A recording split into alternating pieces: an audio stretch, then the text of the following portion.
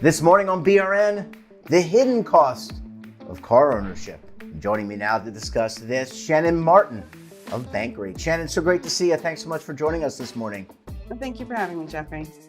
Well, so many Americans, we're past Labor Day. There may be some automotive sales, people out shopping for new vehicles. And a current Bankrate study says that car ownership for Americans, may have close to $7,000 of hidden expenses. I want to get your take on that. And what are some of those hidden expenses?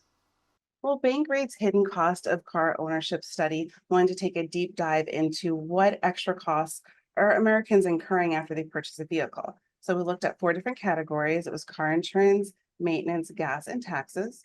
And we found that on average, Americans spend about $557 per month in these hidden expenses. And that's on top of what they're already paying for their car loan or lease payments. Yeah. And I wonder, when someone goes to buy a car, if they're actually factoring in a lot of these things like, okay, I love that Dodge Charger or that Jeep Grand Cherokee, and I want it. And I can pay that fee, that monthly payment, whether it's a lease or a loan. But I wonder if they're aware of like, hey, that's going to be higher octane gas. I'm going to have to pay more for that. Or what's it going to do to my car insurance? Exactly. Buying a car tends to be an emotional decision. We all have our favorite cars that we see on the road. And so with this study, I really want, potential car buyers to reframe how they're thinking about car ownership.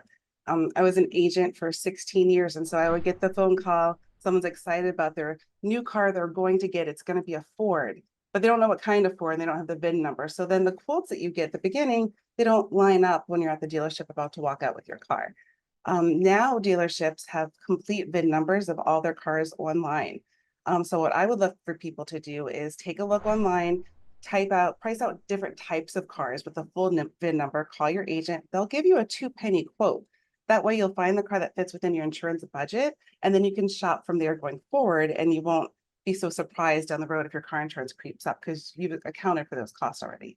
Yeah, and by all accounts, car insurance has been on the rise. I think kind of rebounding from the the pandemic where people didn't drive very much, and I guess there's a recalibration there. Are there certain states that have less expenses versus others? For example, a New York versus Alabama as an example.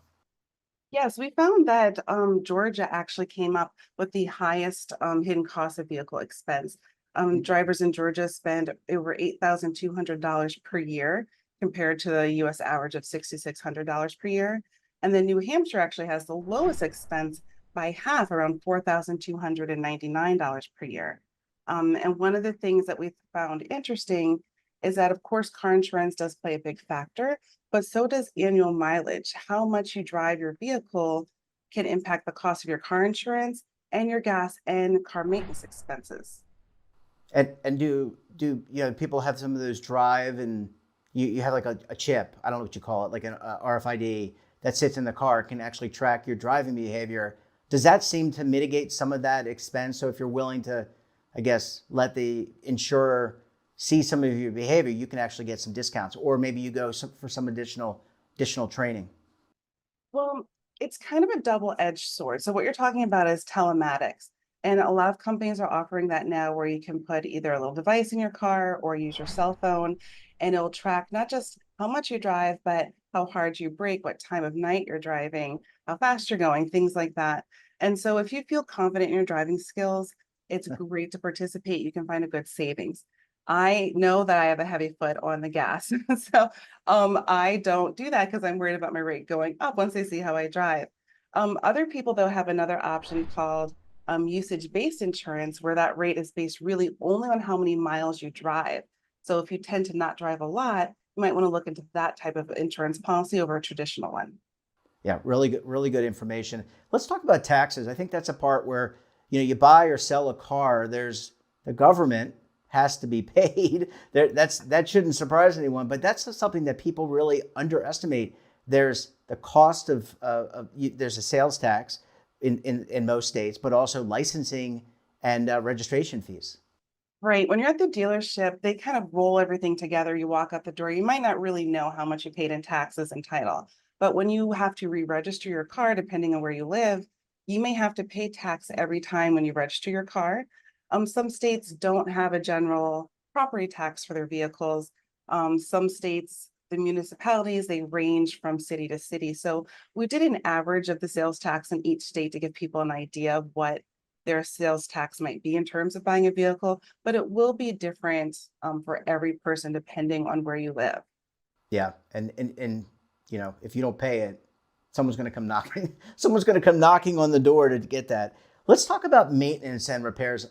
Many Americans buy new cars, but those cars have warranties, and you know, a 5-year warranty, a 7-year warranty, depending on the manufacturer. That, you know, they call it bumper to bumper. But then there are also Americans that are buying used cars. They may not come with a warranty.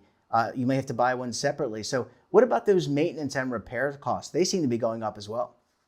They are the cost of oil, the cost of hiring someone to do the work for you. Those labor costs have increased a lot, and the cost of parts are still about 40% higher now than they were before the pandemic started. So all those little things are adding up.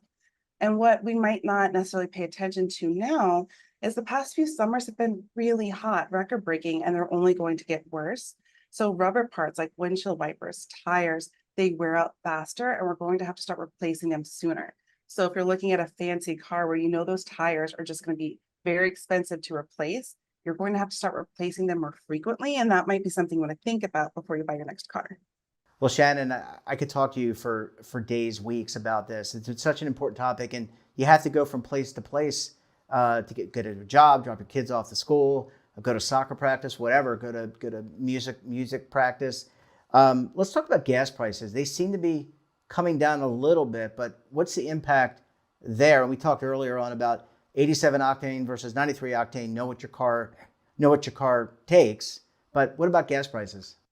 That was actually the most interesting finding in our study. We found out that annual mileage can offset the higher cost of gas for many drivers. So we all know that California is famous for having really high gas prices and really bad traffic, right? But they have really good public transportation, ride sharing, things like that. And drivers in California only average around 11,000 miles per year. Now in Indiana, the cost of gas is more average. They pay about $1 less per gallon than drivers in California, but they drive around 21,000 miles per year because everything is so much more spread out. They don't have the same type of public transportation system, things like that. So they pay $2,900 a year in gas, where drivers in California pay more around $2,000 a year for gas.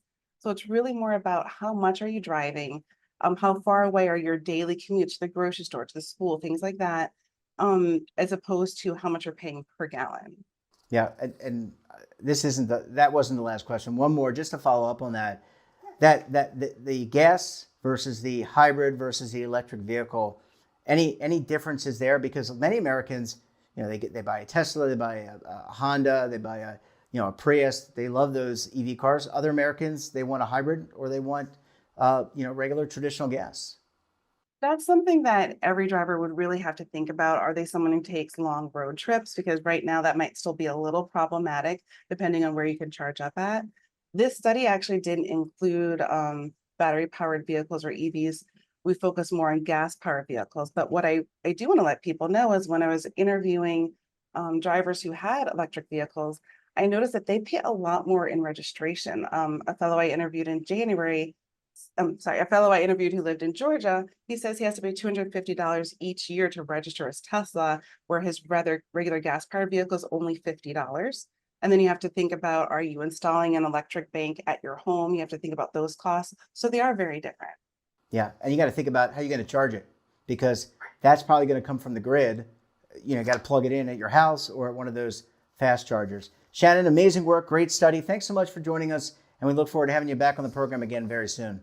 Absolutely. Thank you so much for having me. And don't forget to subscribe to our daily newsletter, The Morning Pulse, for all the news in one place.